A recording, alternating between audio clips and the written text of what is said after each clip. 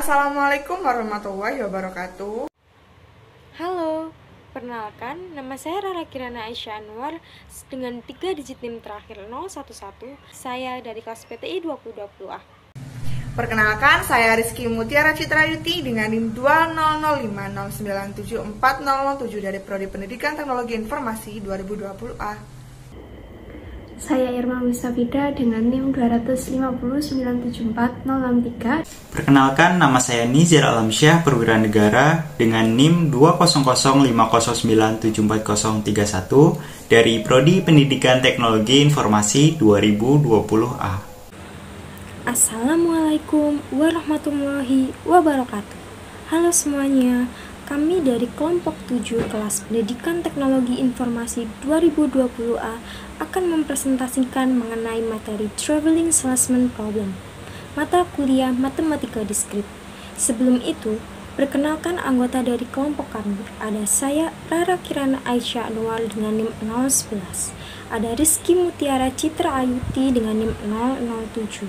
Ada Nizar Alamsyah dengan NIM 031 dan ada Irma Mustafida dengan NIM 063. Selamat menyaksikan. Sebelum kita memasuki mengenai banyak hal mengenai Traveling Salesman Problem, alangkah lebih baiknya kita mengetahui dulu apa sih Traveling Salesman Problem itu. Traveling Salesman Problem adalah sebuah kasus yang dapat dinyatakan sebagai pencarian rute perjalanan paling murah untuk konsumen mengunjungi konsumennya atau nol, dengan syarat setiap konsumen hanya dikunjungi sekali saja. Dalam penyelesaian kasus Traveling Salesman Problem ini, terdapat 2 metode utama, yaitu metode optimal dan metode aproksimasi, dengan cakupan banyak algoritma, yaitu algoritma chipset intersection, algoritma Dijkstra, algoritma nearest neighbor, algoritma insertion, algoritma genetik, algoritma hill climbing, dan algoritma simulated NLP. TSP ini asal dipublikasikannya dari permasalahan jarak minimal dari adanya sebuah tour tertutup dengan jumlah N kota, di mana beberapa kota tersebut akan dikunjungi sebagai kota pertama dan kota terakhir kunjungan. Banyak yang mengira permasalahan TSP ini dinilai sebagai metode yang mudah, tetapi dalam penerapannya banyak peneliti yang mengatakan bahwa hal ini sangat sulit untuk diselesaikan. Berdasarkan hal tersebut, timbullah banyak algoritma yang dianggap sebagai penyelesaian permasalahan dari Traveling Salesman Problem seperti yang telah saya sebutkan tadi. Karakteristik dan model Traveling Salesman Problem itu apa sih? Beberapa karakteristik pada kasus TSP itu ada jarak tempuh, ada waktu tempuh, biaya termurah perjalanan yang ditempuh oleh sales nantinya, ada banyaknya kendaraan, ada jumlah kota dan pembayaran, serta ada rute terpendek yang ditempuh. Untuk notasi dari simbol model matematika Traveling Salesman Problem ini dapat dinyatakan sebagai simbol sigma. Simbol sigma ini minimal dibatasi oleh adanya Xij dan Xgi. Ya, selanjutnya ada metode TSP. Nah, di sini metode TSP terdapat 2 bagian, yaitu yang pertama ada optimasi dan ada aproksimasi. Nah, di sini yang pertama kita akan bahas yaitu adalah metode optimasi. Metode optimasi meliputi complete enumeration, branch and bound, dan dynamic programming. Nah, yang pertama ada complete enumeration. Di sini metode complete enumeration akan mengenumerasi setiap kemungkinan yang terdapat dalam graf. Nah, setelah itu algoritma complete enumeration akan membandingkan lintasan mana yang paling minimum atau yang paling kecil seperti itu. Nah, di sini ada gambar contoh penerapan dari complete enumeration. Di sini titik yang terdapat ada 4 buah dan banyak kemungkinan lintasannya ada 3 buah. Seperti gambar berikut ini. Ya, lintasan pertamanya terdapat ABCDA atau ADCBA. Dia mempunyai panjang 10 ditambah 12 ditambah 8 tambah 15, yaitu 45 untuk lintasan yang pertama.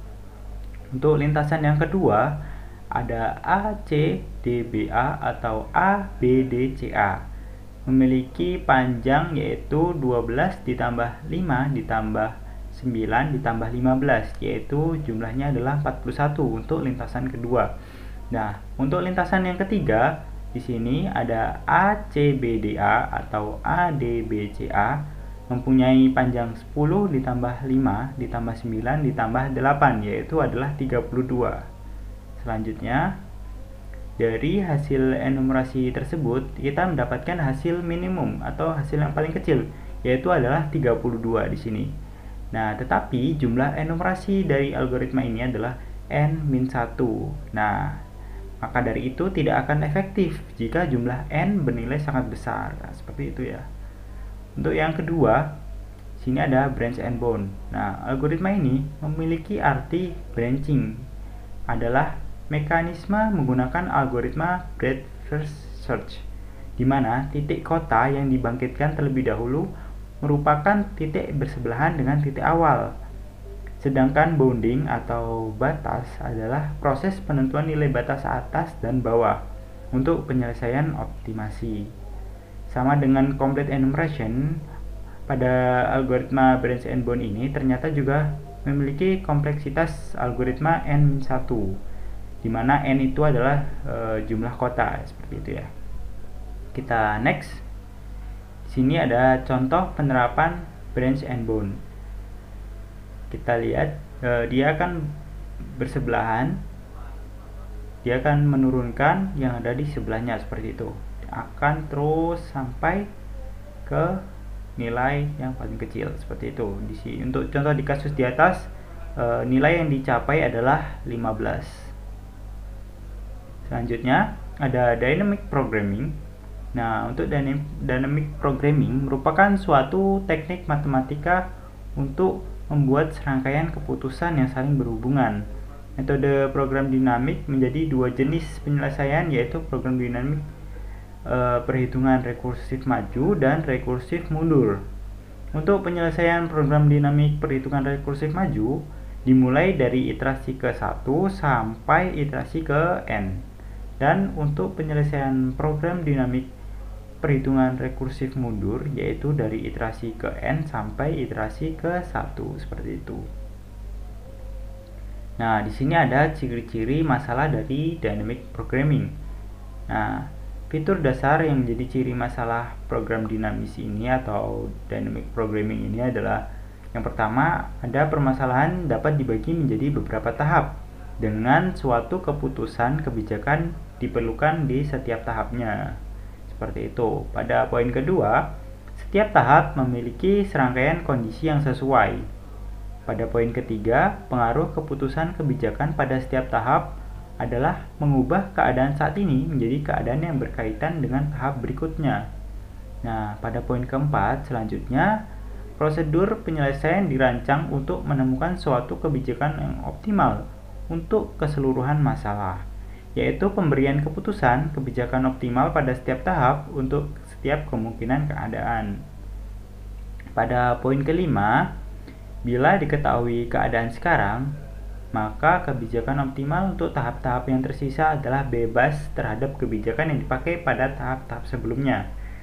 Nah, pada poin ke-6, prosedur penyelesaian dimulai dengan menemukan kebijakan optimal untuk tahap terakhir. Nah, pada poin ke-7, tersedia hubungan rekursif yang mengidentifikasi kebijakan optimal pada tahap n, bila diketahui kebijakan optimal untuk tahap n adalah n+1. Selanjutnya ada metode TSP yang kedua, yaitu adalah metode aproksimasi.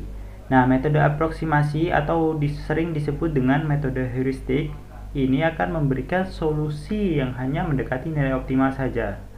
Nah, metode heuristik memberikan pendekatan untuk memecahkan masalah optimasi kombinatorial secepat mungkin.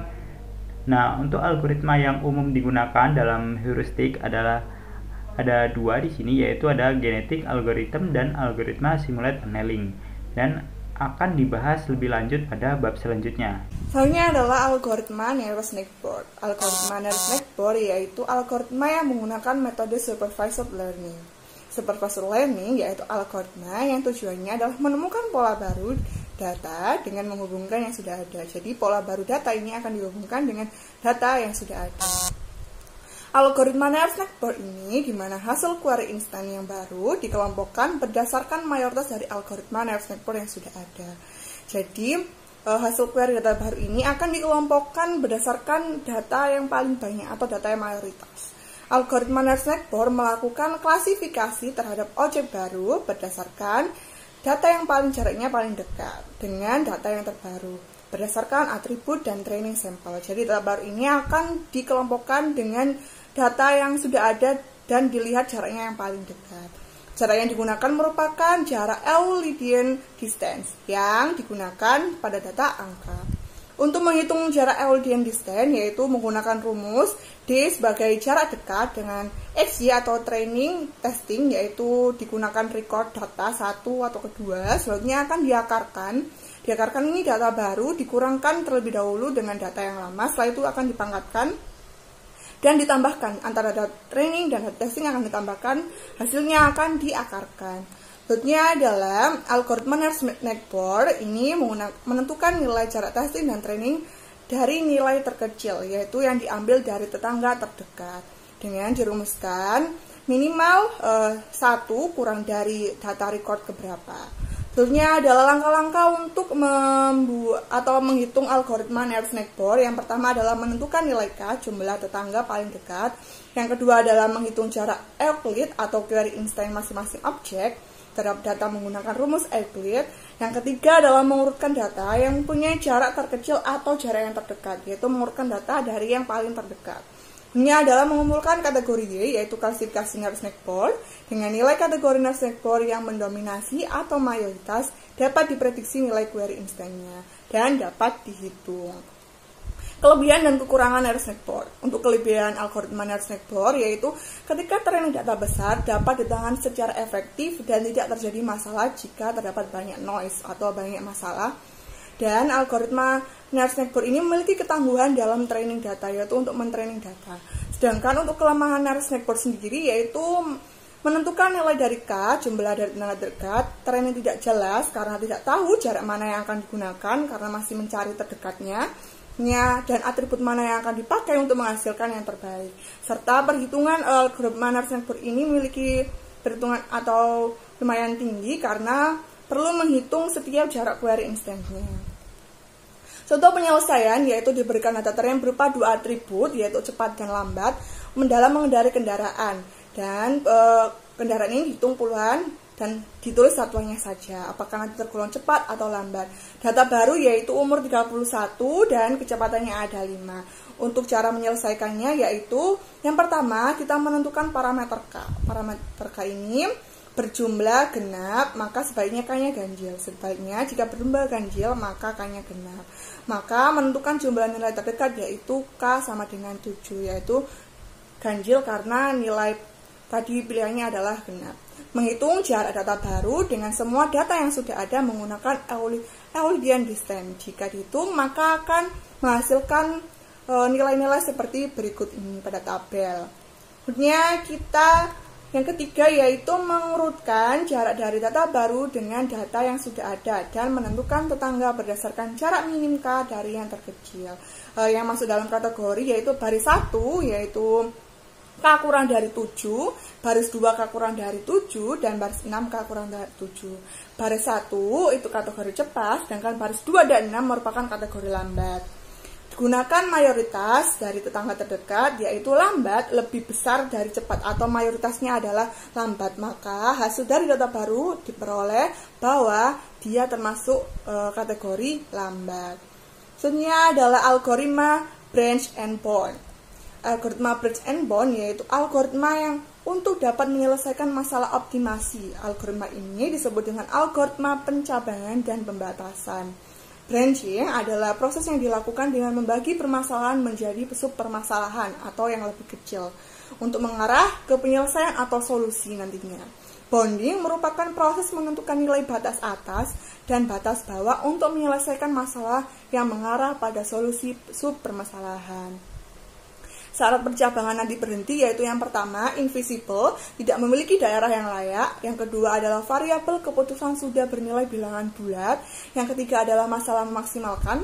Batas atas submasalah tidak kurang dari atau sama dengan batas bawah. Yang keempat adalah meminimumkan atau meminimalkan. Batas bawah tidak kurang dari atau sama dengan batas atas. Sedangkan untuk syarat kondisi optimal, yaitu yang pertama, tidak banyak subproblem yang perlu dikembangkan. Yang kedua, memaksimalkan batas bawah atau lower bound. Yang ketiga adalah meminimalkan batas atas atau super bound. Langkah-langkah untuk menghitung dengan algoritma Bridge and Bound yang pertama yaitu menetapkan penyelesaian masalah awal. Dengan kata lain, untuk menentukan perjalanan lengkap, mencari, menentukan batas terbaik dari nilai minimum fungsi target.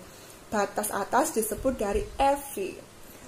Ini adalah membuat cabang awal X1 sama dengan 1, setiap kota nantinya akan dihitung kota 1, 2, dan 3 untuk I sama dengan J, nilai CIJ sama dengan M untuk merelasikan rute integral di setiap titik.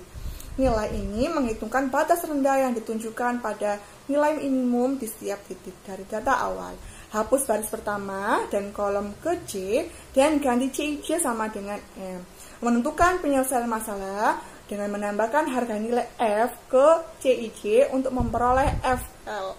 Sehingga FL nantinya sama dengan CIJ ditambah F. Jika FL ini kurang dari sama dengan FV1, maka menggunakan simpul. Jika sebaliknya atau FL lebih dari sama dengan 1, simpul akan dihapus. Jika tidak ada node aktif, solusi terbaik adalah menggunakan solusi optimal. Jika tidak, buat FL terkecil dan buat cabang baru dengan mengatur XJK sama dengan 1 untuk node yang belum dikunjungi. Yang keempat adalah membuat batasan setiap simpul dan menghapus baris J dan kolom K dari data simpul aktif yang ada di atasnya.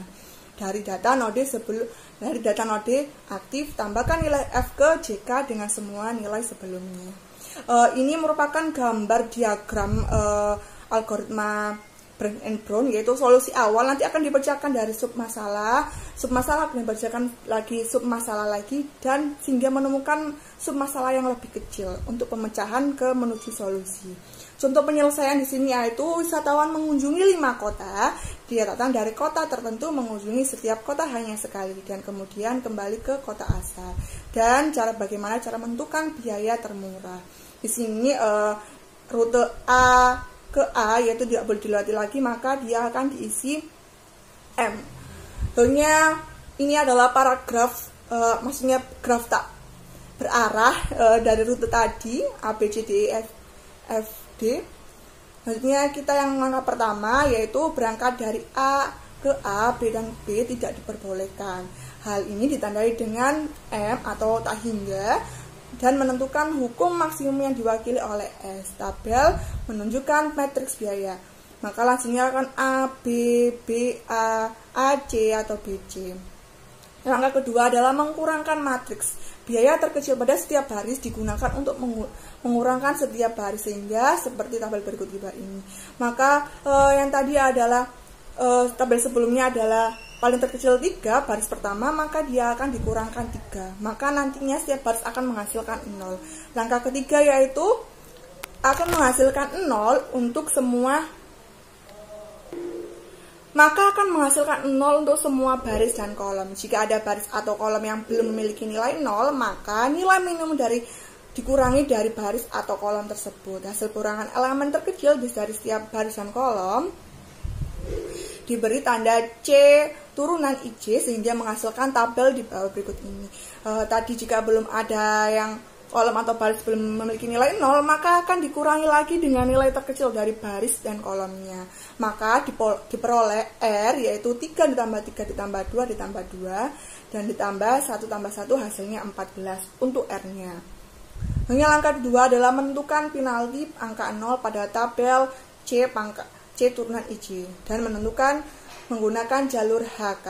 Elemen HK dijumlahkan dengan elemen minimum pada baris H dan elemen minimum pada kolom K dan menghasilkan hitungan penalti seperti berikut ini.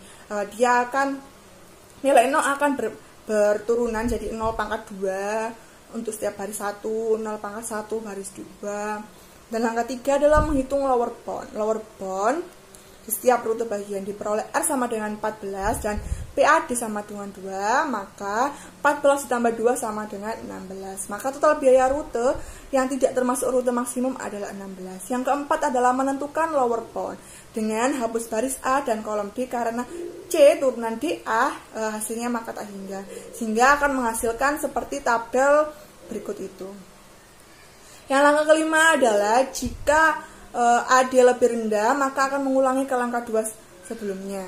Jika yang dipilih AD yang dipilih ke matriks awal dan mengurangi matriks pada langkah 1 dalam permasalahan adalah AD adalah batas rendah. Dengan menerapkan langkah 2 akan memperoleh tabel berikut itu, yaitu menghapus dari baris A dan kolom D. Ini adalah langkah 6. Langkah ke-6 yaitu nilai penalti terbesar adalah 4 berbagi 2 pernyataan dengan 2 kalimat EC dan menghitung batas yang paling kecil. Maka biaya yang paling besar adalah 14 ditambah 6 sama dengan 20. Langkah ke-7, jika menggunakan rute EC dengan jalur, jangan menggunakan jalur CE, jadi atur A ke C, E dan hapus baris E dan kolom C dengan mendapatkan elemen minimum baris dan kolom dari matriks yang dipilih dan menjumlahkan dengan batas bawah yang dipilih, sehingga hasil dari tabel menghapus baris E dan kolom C akan terlihat seperti berikut. Ini adalah langkah ke-8. Hasil dari EC adalah 14 tambah 6 sama dengan 20 dan EC sendiri 14 tambah 2 sama dengan 16, maka nilai EC adalah lebih rendah sehingga mengulangi langkah 2 dengan mengurangi elemen matriks terkecil sehingga baris dan kolomnya adalah 0. Nilai penalti dicatat pada sudut siku-siku sudut atas dan nilainya adalah 0 sehingga akan menghasilkan tabel seperti berikut, yaitu tabel hasil penalti. Langkah ke-9 yaitu baris dari kolom CA mempunyai penalti dengan nilai terbesar yaitu 5. Biaya non-rute sel CA atau 0 CA angkat atas atau tutup atas yaitu 16 tambah 6 sama dengan 22. Dan angka 10 yaitu menggunakan rute CA, jalur DE diberi tanda C turunan DE sama dengan tak hingga dan menghapus baris C dan kolom A. Biaya rute yang tidak melalui sel yaitu CA sama dengan 16 tambah 1 hasilnya 17. Dan langkah 11 adalah karena DE tidak boleh dilewati maka diberi tanda C turunan DE hasilnya tak hingga dan nilai penalti ada di sudut kanan atas nilai-nilai 0. Maka hasil dari perhitungan penalti akan menghasilkan seperti tabel di atas itu. Yang langkah ke-12 adalah hasil BE sehingga diperoleh BE tutup atas itu 17 tambah tak hingga maka hasilnya tak hingga atau tidak ada. Dengan langkah ke-13 yaitu menghapus baris B dan kolom E sehingga akan menghasilkan rute perjalanan yaitu A ke D, D ke B, B ke E, E ke C dan C ke A dengan total biaya perjalanan A, D ditambah D, B tambah B, E tambah E, C tambah C, A yaitu nilainya 3 ditambah 4 ditambah 3 ditambah 2 tambah 5 sama dengan 17. Selanjutnya adalah algoritma genetika. Algoritma genetika yaitu algoritma yang berdasarkan pada evolusi alam atau biologis, yaitu keadaan alam. Algoritma ini berkonsep bahwa di alam makhluk hidup atau kromosom yang terbaik di alam akan kuat dan bertahan yang akan menghasilkan generasi yang berikutnya menjadi lebih baik lagi. Proses algoritma genetik ada beberapa langkah yaitu encoding, seleksi, crossover, dan mutasi. Yang pertama adalah langkah yang pertama yaitu pengkodean yaitu encoding. Mengkode gen dari kromosom atau proses mengkode atas solusi dari sebuah masalah. Satu gen, satu variabel. Solusi awalnya dikodekan dalam bentuk kromosom sehingga dapat diproses dengan algoritma genetika. Teknik encoding yang digunakan pada traverse problem yaitu permutation encoding. Dalam pengkodean sekuensial, kromosom adalah seperangkat angka yang memiliki posisi dalam urutan. Dalam TSP, kromosom digunakan dalam urutan kota yang dikunjungi oleh penjual.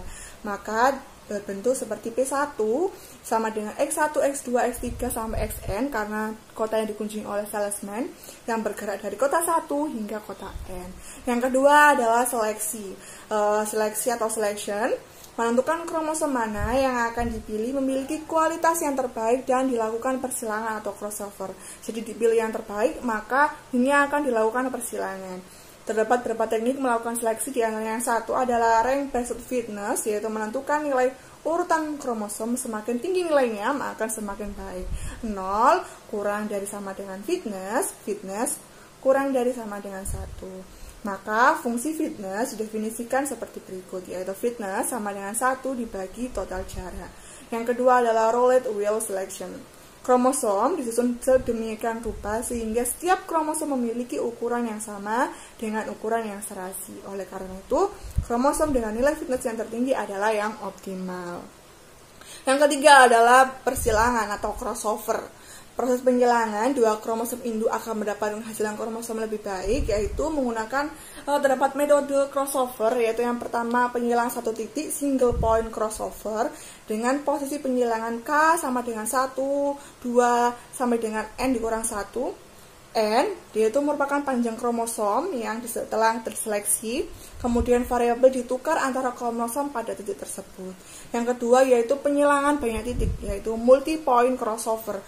M posisi penyilang KI atau K sama dengan 1,2, sama dengan N. I sama dengan 1,2 sampai dengan M. N panjang posisi kromosom dipilih secara acak dan ditempatkan dan diurutkan pada sebuah posisi yang sama. Selanjutnya, variabel diganti pada titik antara kromosom. Yang ketiga adalah penyilangan seragam, yaitu uniform crossover, kedua induk penyilangan bit-bit secara acak. Yang ketiga adalah partially mapped crossover atau PMC. Setiap kromosom anak atau kromosom baru diperoleh dari memilih subbarisan TOR dari satu induk dengan menjaga urutan dan posisi beberapa kota.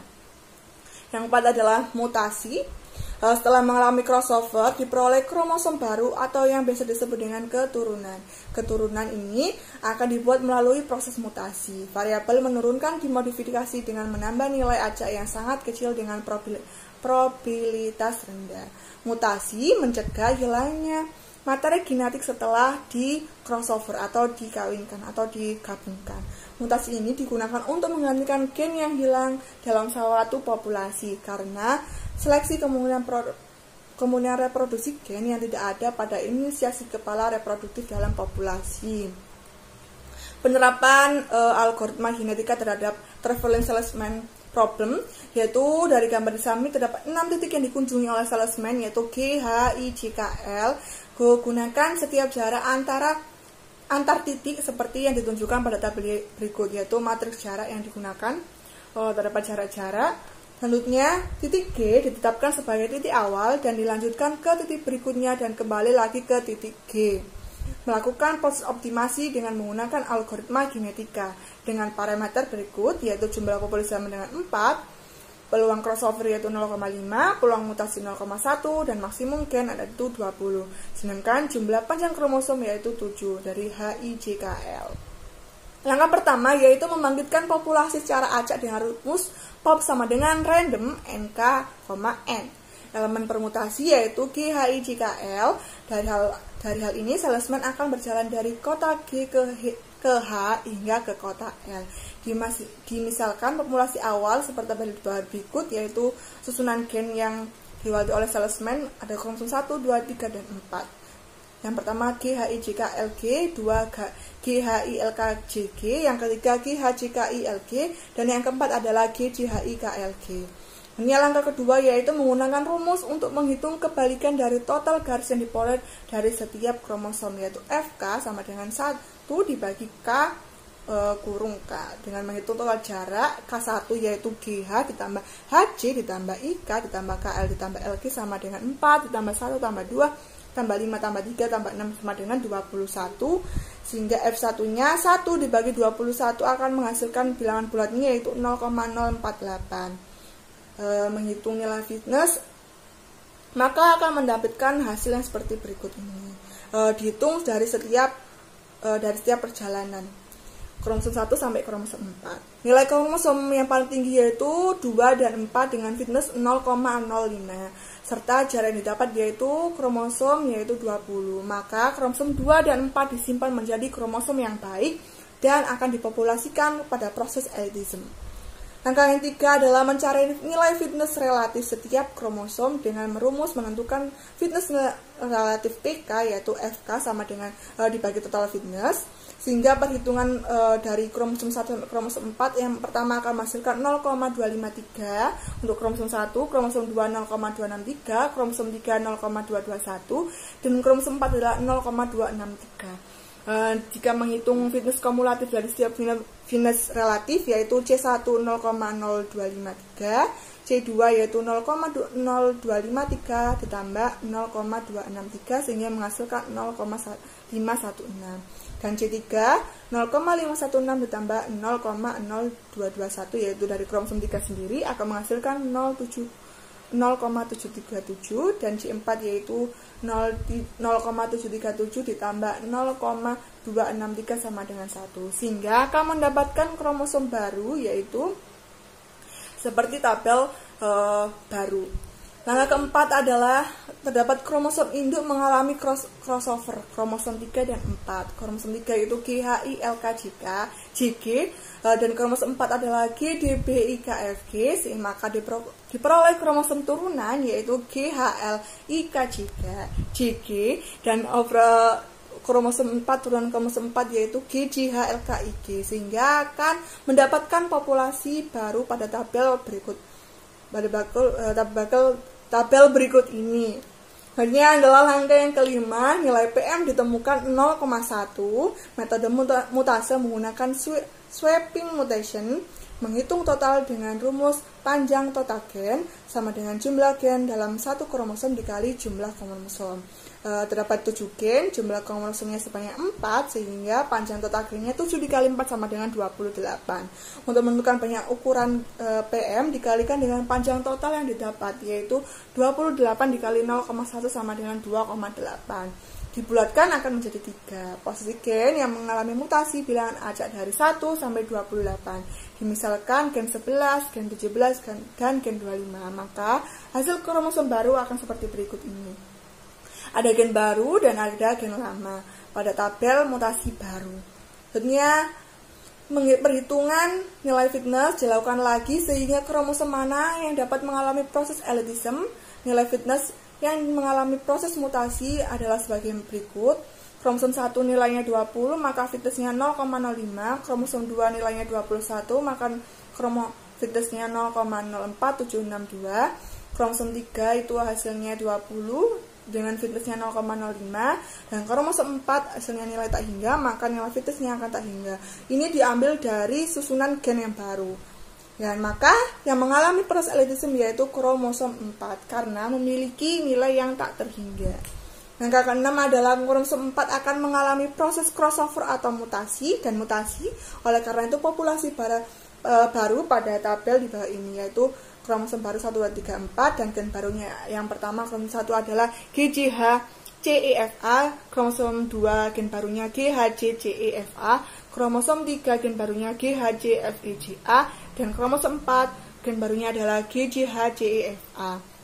Proses elitism yang sudah terselesaikan hingga didapat satu iterasi algoritma genetika, satu generasi algoritma genetika menyelesaikan iterasi jika nilai fitness terendah tidak berubah atau jumlah generasi sudah sama dengan yang ditentukan.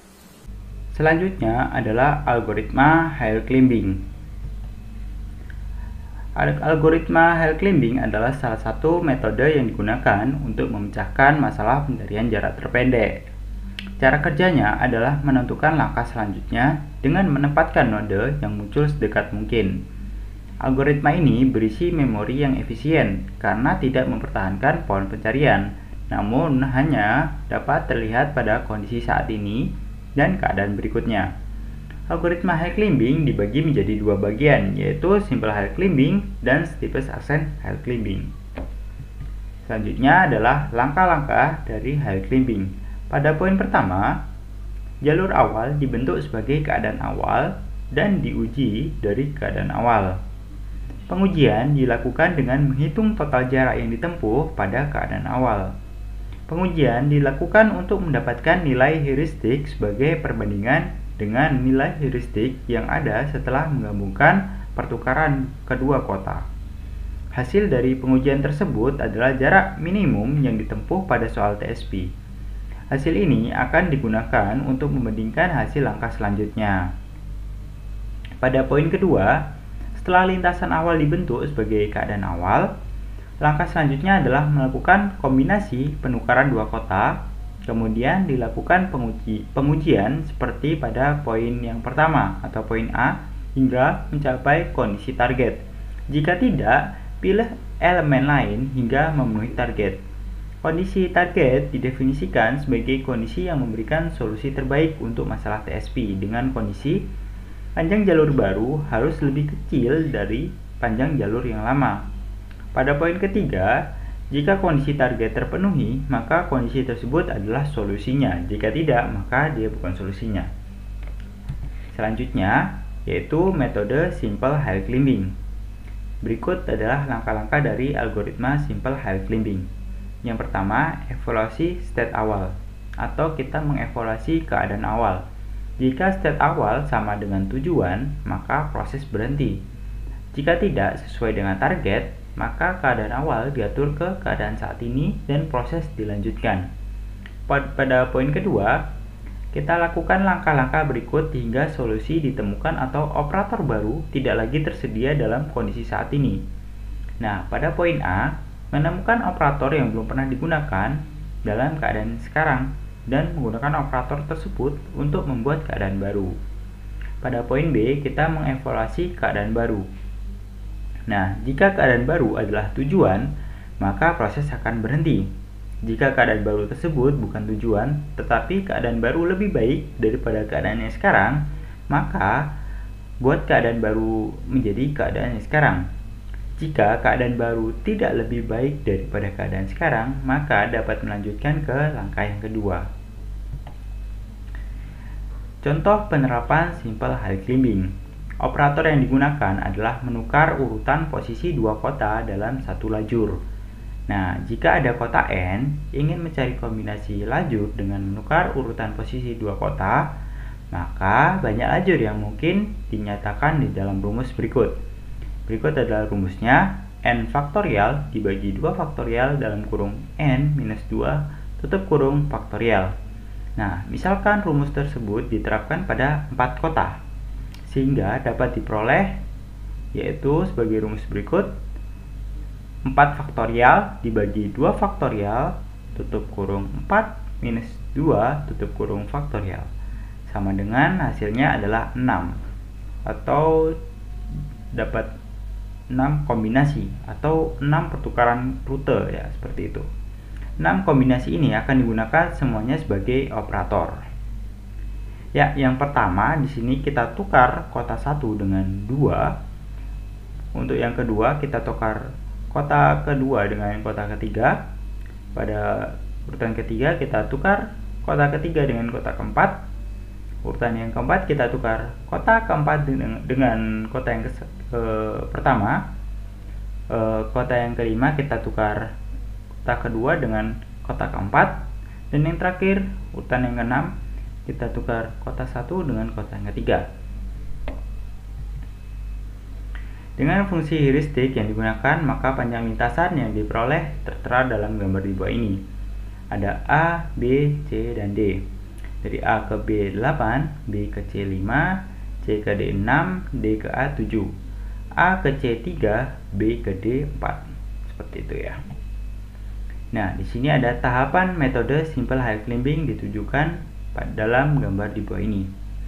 Nah, di sini saya akan jelaskan. Di sini saya mulai dari ABCD atau yang paling mudah. Lalu di sini kita jumlahkan nilai ABCD di sini. Dapatkan nilai 19. Nah, lalu kita turunkan ke beberapa anak di bawahnya. Ada BACD, ACBD, ABDC, dan seterusnya.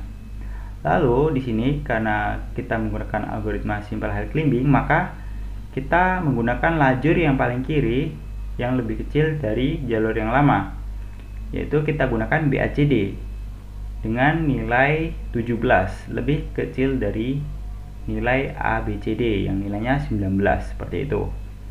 Lalu BACD kita jadikan induk, lalu kita turunkan. Kenapa ABCD-nya kita coret? Karena dia sudah ada pada jalur yang lama, makanya kita coret, lalu kita jadikan BCAD induk yang baru karena dia lebih kecil dari BACD. Seperti itu. Dia memiliki nilai 15 untuk BCAD. Lalu BCAD kita turunkan ke bawah, yaitu ada CBAD, BACD, dan lain-lain. Untuk BACD-nya kita coret karena dia sudah ada pada jalur sebelumnya. Lalu kita cari dari lajur yang paling kiri yang lebih kecil dari nilai BCAD, yaitu kita dapatkan BDAC. BDAC di sini kita mendapatkan nilai yaitu 14.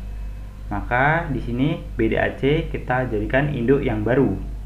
Lalu BDAC sini kita turunkan ke bawah, yaitu ada DBAC, BADC, dan lain-lain. Lalu sini kita dapatkan BDCA dengan nilai 13. Lalu sekarang BDCA kita jadikan induk yang baru.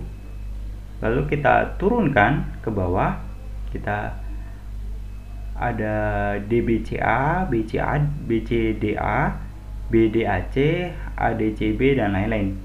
Lalu kita cek dari yang lajur paling kiri, yaitu ada kita temukan DBCA dengan nilai 12, lebih kecil dari nilai BDCA yaitu 13 ya. Maka DBCA kita gunakan sebagai induk baru dengan nilai 12. Lalu kita turunkan ke bawah, BDCA-nya kita coret karena sudah ada di jalur sebelumnya. Lalu tidak ditemukan lagi nilai yang lebih kecil dari DBCA, maka DBCA adalah tujuan dari salesman tersebut untuk mengunjungi setiap kota. Jadi di sini terdapat 6 level atau 6 kombinasi. Jadi seperti itu. Selanjutnya, algoritma Steepest Ascent Hill Climbing. Di sini, algoritma Steepest Ascent Hill Climbing adalah teknik algoritma yang umum digunakan untuk masalah optimasi. Penerapannya adalah mencari rute terpendek dengan meminimalkan nilai fungsi optimasi yang ada. Metode Steepest Ascent Hill Climbing dalam menentukan keadaan selanjutnya adalah dengan membandingkan nilai keadaan yang saat ini dengan suksesor yang relevan sehingga keadaan selanjutnya merupakan suksesor yang paling baik atau yang paling mendekati target. Selanjutnya, langkah Steepest Ascent Hill Climbing. Yang poin pertama, pilih operator apa saja untuk digunakan sebagai keadaan saat ini. Jadikan operator tersebut untuk mencari new stage. Yang kedua, evaluasi keadaan saat ini dan dapatkan semua suksesor untuk dijadikan sebagai next state. Kemudian, evaluasi setiap suksesor dan beri nilainya. Pada poin ketiga, jika ada satu suksesor yang ditemukan memiliki nilai terbaik dari keadaan saat ini, maka gunakan suksesor itu menjadi new current state. Lakukan operasi 1-3 hingga ditemukan keadaan saat ini sama dengan goal state. Selanjutnya, ada contoh penerapan Steepest Ascent Hill Climbing. Ya, di sini ada A, B, C, D. Dengan A ke B dengan nilai 8, B ke C 4, C ke D 6, D ke A 3, A ke C 5, B ke D 7. Nah, di sini misalkan current state yang dipilih adalah A, B, C, D, A. Nilai dari A, B, C, D, A adalah 8 ditambah 5 ditambah 6 ditambah 7 sama dengan 26. New states dapat diperoleh dari kombinasi titik-titik tersebut dengan persamaan 1. Nah, rumusnya adalah n faktorial dibagi 2 faktorial buka kurung n minus 2 tutup kurung faktorial. Lalu jika n adalah 3, maka 3 faktorial dibagi 2 faktorial buka kurung 3 minus 2 tutup kurung faktorial, maka akan diperoleh nilai 3 atau 3 kombinasi atau 3 pencarian penukaran rute seperti itu ya. Selanjutnya, maka diperoleh 3 kombinasi untuk mendapatkan suksesor, yaitu pada poin A kita tukar kota 2 dengan kota 3, yang B kita tukar kota 2 dengan kota 4, yang C kita tukar kota 3 dengan kota 4. Maka penyelesaian dengan menerapkan algoritma steepest ascent height climbing seperti gambar berikut. Nah, di sini ada ABCDA dengan nilai 26. Kita cari, kita turunkan, lalu kita cari yang nilainya yang paling kecil dari ABCDA, yaitu ACBDA dengan nilai 19. Lalu kita jadikan induk baru, lalu kita turunkan, lalu kita cari nilai yang paling kecil, yaitu adalah ADBCA dengan nilai 19. Lalu kita turunkan lagi dia sebagai induk baru. Lalu di sini ACBDA kita coret karena sudah ada di jalur sebelumnya. Lalu kita cari nilai yang paling kecil dari ADBCA. Jika tidak ada, maka ADBCA adalah kesimpulan dari salesman itu sendiri. Jadi ADBCA adalah tujuan dari salesman untuk mengunjungi setiap kota. Selanjutnya, untuk iterasi yang pertama, kita hitung pada gambar di atas dilakukan evaluasi pada setiap suksesor. Nah, diperoleh untuk suksesor ACBDA lebih baik dari ABCDA untuk keadaan saat ini. Nah, maka ACBDA dijadikan current state untuk iterasi berikutnya. Nah, seperti itu. Nah, untuk iterasi yang kedua di sini, suksesor ABCDA merupakan current state sebelumnya dan tidak dievaluasi lagi. Nah, pada gambar di atas dilakukan evaluasi pada setiap suksesor dan diperoleh suksesor ADBCA sama dengan ACBDA. Nah, jadi ADBCA dijadikan current state untuk iterasi berikutnya. Selanjutnya, iterasi yang ketiga, suksesor ACBDA merupakan current state sebelumnya dan tidak dievaluasi lagi. Nah, pada gambar di atas dilakukan evaluasi pada setiap suksesor, tidak ditemukan nilai terbaik dari ADBCA. Maka rute ADBCA merupakan solusi yang paling optimum untuk contoh ini dengan bobot sebesar 19. Baik, materi selanjutnya adalah materi algoritma simulated annealing.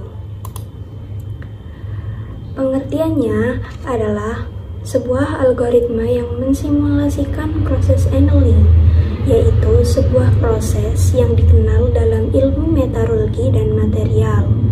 Jadi dalam ilmu metalurgi ini tuh dipelajari tentang proses bagaimana pengolahan logam dan material yang awalnya dari biji sampai jadi logam yang berguna. Digunakan dalam mempelajari proses pembentukan kristal dalam suatu materi. Proses annealing termasuk dalam heat treatment, yaitu proses pemanasan dan pendinginan logam dengan cara yang teratur. Maksudnya begini, sebuah logam yang dipanaskan sampai titik lebur, ia akan menjadi cair. Begitu dia cair, lalu didinginkan dengan cara dibiarkan begitu saja di tempat terbuka, maka logam tersebut menjadi dingin dan keras secara alami. Nah, masalahnya logam yang mendingin seperti itu adalah logam yang berkualitas kurang baik. Nah, proses heat treatment inilah mengatur bagaimana memanaskan dan mendinginkan logam sampai menjadi logam yang berkualitas terbaik. Dengan tujuan untuk menghasilkan logam yang kuat dan memiliki kelenturan yang baik sehingga tidak mudah patah. Catatan pada proses annealing sendiri itu, ketika logam dipanaskan, maka ada energi yang dikeluarkan. Nah, energi tersebut dihasilkan dari atom yang bergerak bebas di dalam logam. Semakin bebas pergerakan atom, maka semakin besar energi yang dikeluarkan juga.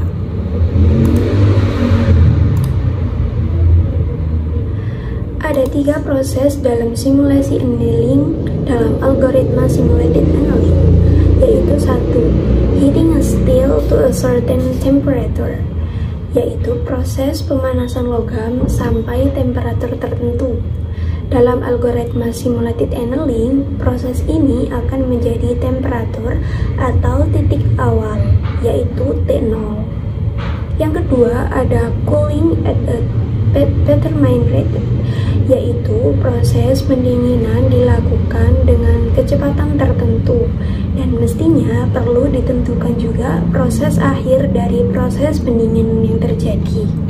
Nah, artinya kita tuh perlu menentukan kecepatan proses pendinginan sekaligus temperatur akhirnya.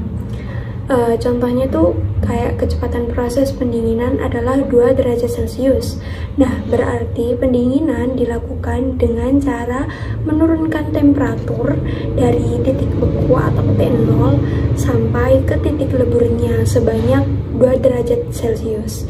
Jadi misal telah ditetapkannya titik lebur itu 100 derajat Celcius, maka proses temperatur dalam pendinginannya itu dari 100 ke 98 ke 96 dan seterusnya sampai ke temperatur akhir yang ditentukan. Nah, dalam algoritma simulated annealing, proses ini disebut outer hydration. Proses yang ketiga yaitu soaking at this temperature for a time sufficient to allow the necessary changes to occur, yaitu pada setiap temperatur diberikan waktu tertentu agar logam menemukan konfigurasi terbaik. Dalam proses ini, shaking dan energi terjadi seperti analogi kelereng dalam kotak. Analogi kelereng dalam kotak itu adalah jika kelereng ditempatkan di suatu kotak dan kotak tersebut digoyang, nah kelereng itu akan mengeluarkan suara.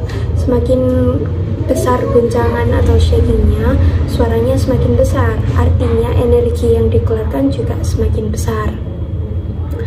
Nah, ketika atom-atom bergerak, atom tersebut membentuk konfigurasi yang baru dan pergerakannya mengeluarkan energi.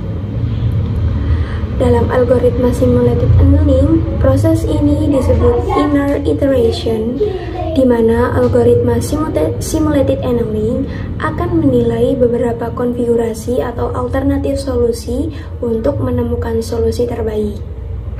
Dalam proses annealing sendiri, logam yang berkualitas baik adalah logam yang memiliki konfigurasi atom paling seimbang, yang ditandai dengan pergerakan atom yang terbatas. Artinya, energi yang dikeluarkan adalah energi yang paling kecil. Jadi, simulasinya dalam simulated annealing yaitu suatu konfigurasi atau alternatif solusi akan dinilai berdasarkan energinya. Semakin kecil energinya, semakin baik solusi yang dihasilkan. Nah, ini adalah tahapan-tahapan dari proses annealing.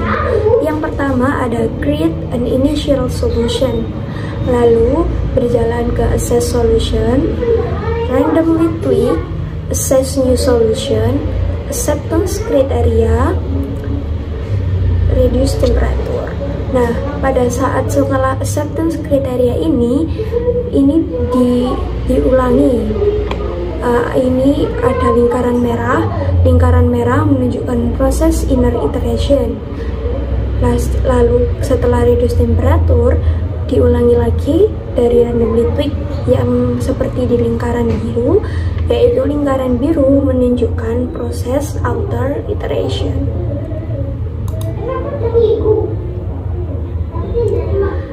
Nah, untuk proses yang pertama yaitu create an initial solution, yaitu membuat solusi awal atau current solution atau biasa disebut dengan CS.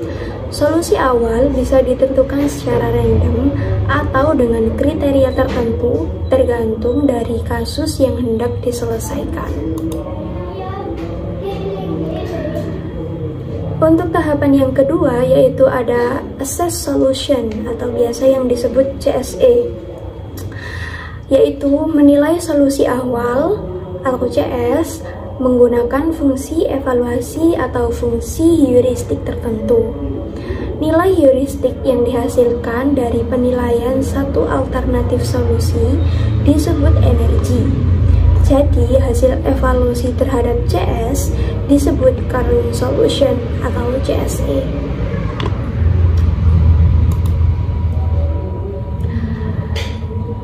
Yang ketiga ada randomly tweak, yaitu sedikit mengubah solusi dengan mengubah CS dengan cara misalnya menukar dua elemen yang berdekatan, lalu menukar elemen secara random, atau mengubah dengan cara tertentu yang sudah ditetapkan sebelumnya.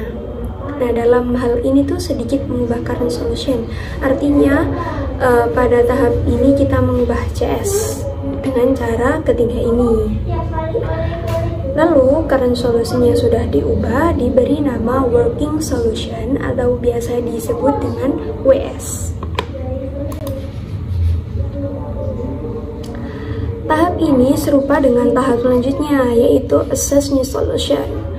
Adalah menilai solusi yang baru menggunakan fungsi evaluasi atau fungsi heuristik tertentu. Hasil evaluasi terhadap working solution disebut working solution energy atau biasa disebut WSE. Nah, untuk tahapan selanjutnya yaitu acceptance criteria, yaitu membandingkan dua alternatif solusi yang dipunya, yaitu CS yang pertama tadi, dan WS. Dan caranya adalah gini, membandingkan energinya, yaitu CSE dan WSE.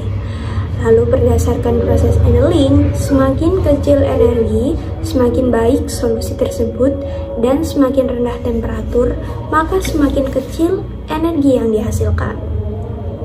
Ketika WSE lebih kecil dari CSE, kita akan membuat alternatif solusi yang baru berdasarkan working solution dengan cara menerima WS, di mana kita masukkan WS ke dalam CS.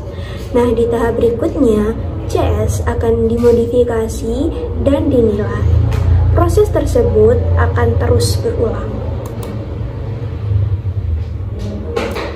Tetapi, jika WSE lebih besar dari CSE, WS tidak langsung dibuang, melainkan dihitung dulu probabilitas penerimaannya atau P-nya. Nah, untuk menilai apa WS dengan energi buruk memang perlu dibuang atau layak diterima, meskipun hanya sementara.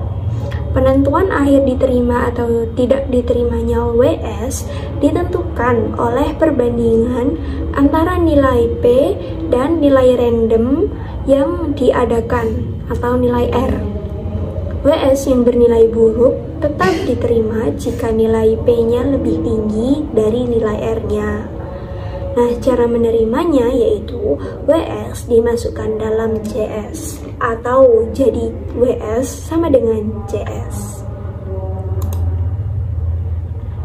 Nah, ini adalah salah satu fungsi yang bisa digunakan untuk menghitung P, yaitu ini delta E eksponensial. Nah, delta E ini yang menunjukkan selisih energi dari WS dan CS. Lalu untuk T ini adalah temperatur.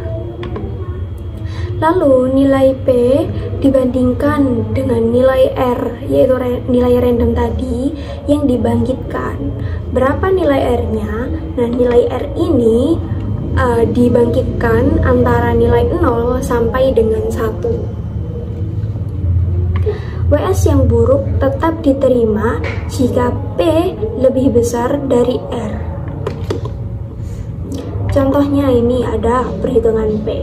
Ditetapkan temperaturnya adalah 50 derajat Celcius. Lalu ada CSE 10 dan WSE-nya 20. Nah, dimasukkan dengan rumus tersebut. Mohon maaf ini kurang tutup kurung ya. Nah, dimasukkan dengan rumus tersebut eksponensial min 20 min 10 dibagi 50 dan jumlahnya adalah 0,81.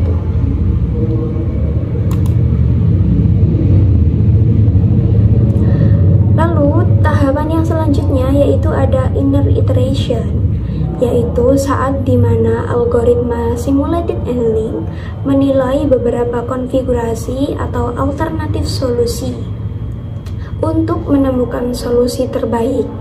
Proses ini dilakukan pada satu temperatur yang sama. Nah, inner iteration akan melakukan langkah yang dilingkari tadi.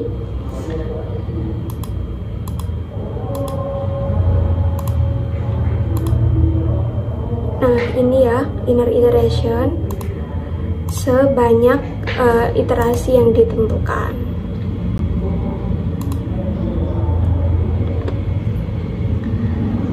Lalu selanjutnya ada reduce temperature, yaitu simulasi cooling schedule dalam proses annealing. Nah, salah satu fungsi geometrik cooling schedule adalah seperti ini. TI plus 1 sama dengan alpha TI, di mana alpha adalah lebih kecil dari 1. Fungsi tersebut memastikan penurunan suhu secara teratur dari titik lebur sampai ke titik bekunya. Dalam algoritma simulated annealing, proses cooling schedule merupakan outer iteration. Nah, lalu di sini kita ada contoh menghitung penurunan temperature dalam cooling schedule atau outer iteration. Nah, telah ditetapkan T0 yaitu 120 derajat Celcius dan Tn atau titik akhir, titik dingin, titik beku ya, ada 2 derajat Celcius. Lalu alfanya 0,25. Masukkan rumus ini.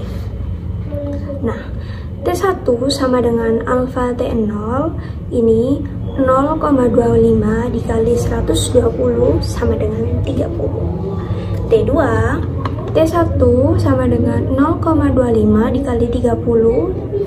Ini 30 ini ambil dari T sebelumnya sama dengan 7,5. Lalu T3 alfa T2 yaitu 0,25 dikali 7,5 sama dengan 1,875.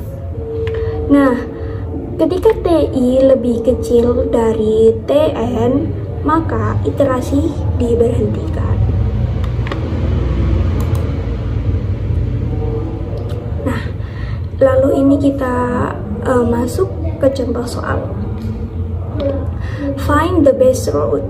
Nah, ini temukan solusi terbaik dari rute. Ada rute A, B, C, D, E, F, S, G. Nah, ini S merupakan titik awal dan G adalah titik akhir dari rute. Nah, fungsi evaluasi yang digunakan adalah akumulasi dari jarak antara dua titik dalam satu rute. Nah, sebelum proses dimulai, parameter perlu ditentukan di awal. Nah, ini parameternya ada T start sama dengan T0 yaitu 100 derajat Celcius, Tn 1 derajat Celcius, dan inner iterationnya 2. Lalu kita juga bisa memakai fungsi ini untuk mencari P apabila terjadi suatu kondisi yang memerlukan nilai P tadi. Lalu ada R-nya apabila jika perlu membangkitkan nilai R tadi antara 0 sampai 1. Dan kita juga bisa menggunakan fungsi reduce temperature ini. Di temperatur awal 100 derajat Celcius, kita perlu menentukan alternatif solusi dan menyebutnya sebagai current solution atau CS. Lalu, hitung energinya. Nah, energi dari CS itu disebut CSE. Setelah itu, kita bangkitkan alternatif solusi yang kedua, yaitu modifikasi dari CS seperti yang dijelaskan tadi. Nah, alternatif solusi yang kedua itu disebut working solution dan hitung energinya, dan energi tersebut disebut WSE. Kemudian pada tahap acceptance kriteria, WSE dan CSE akan dibandingkan untuk menentukan dari WS dan CS yang akan dipilih menjadi solusi terbaik dan sekaligus menjadi dasar alternatif solusi selanjutnya. Nah, kita akan mengulang proses inner iteration tadi yang di lingkaran merah sebanyak 2 kali, karena inner iteration yang telah ditetapkan di sini adalah sebanyak 2. Setelah 2 kali iterasi, tahap reduce temperature dilakukan. Nah, proses cooling schedule dilakukan sampai T proses lebih kecil dari T akhir yang ditentukan, yaitu 1 derajat Celcius. T adalah temperatur.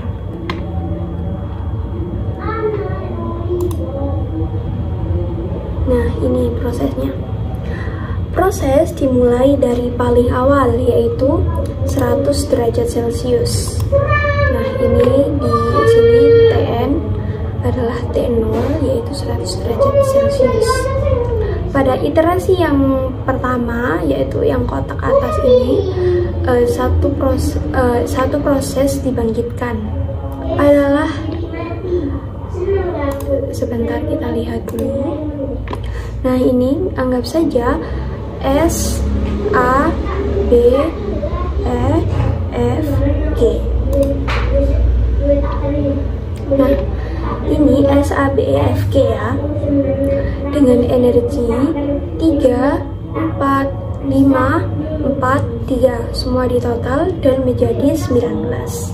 Berarti energi dari CS adalah 19. Lalu kemudian WS yang dipilih.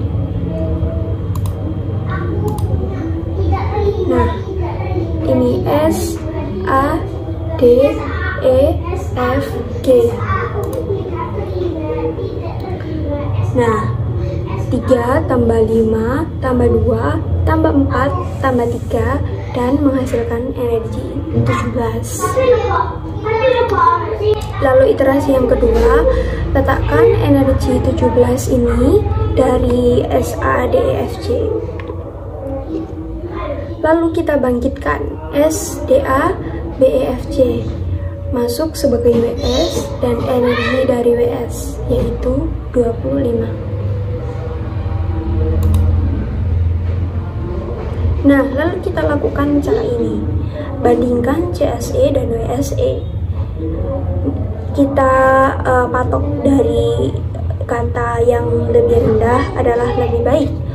Maka, jika WSE lebih kecil dari CSE, maka CS sama dengan WS.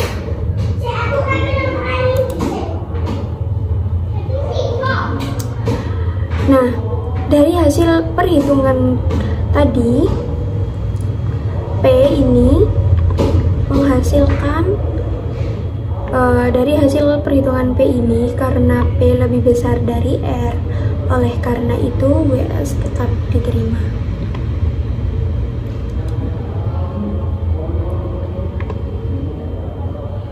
Selanjutnya adalah masuk tahap reduce temperature. Nah, ini adalah fungsi yang sudah ditentukan di awal tadi ya.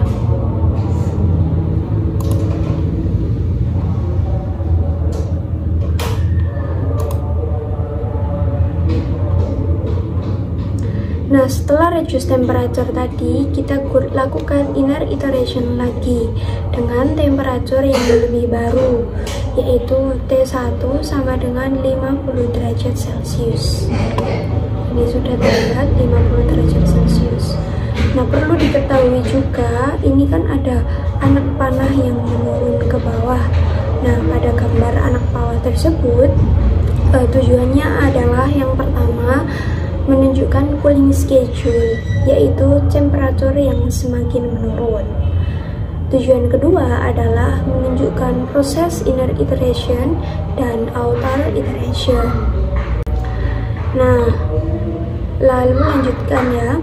Nah, saat ini kita sudah berada pada posisi T sama dengan 50 derajat Celcius. berdasarkan proses terakhir yaitu CS sama dengan S, D, A, B, E, F, G dan berenergi 25. Berikutnya dibangkitkanlah WS, yaitu misal S, D, E, F, G, yaitu 4 tambah 2 tambah 4 tambah 3 sama dengan 13. Nah, untuk tahap acceptance kriteria energi, WS lebih kecil dari energi CS. Oleh karena itu, WS diterima sebagai solusi yang baru. Jadi, solusi terbaik bisa diganti dengan CS, yaitu sama dengan S, D, E, F, G yang berenergi 13. Pada iterasi kedua, ambil CS yang pertama tadi, yaitu S, D, E, F, G sama dengan 13, yaitu lalu bangkitkan WS. S, A, B, C, D, E, F, G dengan energi 3 tambah 4 tambah 4 tambah 4 lagi tambah 5 tambah 4 dan tambah 3. Totalnya adalah 27. Di tahap acceptance kriteria ditemukan energi WS lebih besar dari CS. Oleh karena itu, hitung P diperlukan. Nah, kita masukkan fungsi tadi. P menghasilkan 0,76 dan dibangkitkan nilai randomnya yaitu 0,82. Dikarenakan P lebih kecil dari nilai R, yaitu akhirnya CS tidak berubah. Artinya CS sama dengan CS. Dengan solusi terbaik S, D, E, F, G dengan energi 13. Inner iteration tadi kan sudah terpenuhi, maka tahap selanjutnya adalah tahap cooling schedule. Nah, TN tadi di awal kan sudah ditetapkan, yaitu 1 derajat Celcius.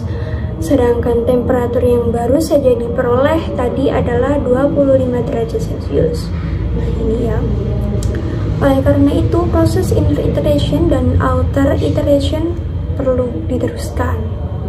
Nah, pada contoh soal ini, inner iteration dilakukan 2 kali pada setiap temperatur dan cooling schedule atau outer iteration. Dilakukan dengan cara menurunkan temperatur menggunakan fungsi T tadi sampai TI lebih kecil dari TN. Nah, di sini di pojok kiri ini kan tertulis T2 sama dengan 25 derajat Celcius. Kita teruskan cooling schedule-nya, maka akan kita peroleh T3 sama dengan 12,5 derajat Celcius, lalu T4 6,25 derajat Celcius, T5 3,125 derajat Celcius, T6 1,56 derajat Celcius, dan yang terakhir T7 0,78 derajat Celcius. Dengan demikian kita berhenti sampai T7 saja, di mana T7 lebih kecil dari TN yang telah ditetapkan tadi. Nah, pada kondisi cooling schedule seperti ini, T berhenti. Ini juga sudah dijelaskan ya, apabila TI lebih kecil daripada TN, maka stop. Nah, karena ini T7 sudah diperoleh 0,78, maka proses diberhentikan. Sekian dari saya. Mohon maaf apabila penjelasan saya kurang lengkap atau kurang bisa dimengerti. Sekian dari saya. Mohon maaf apabila ada kesalahan dan terima kasih. Wassalamualaikum warahmatullahi wabarakatuh.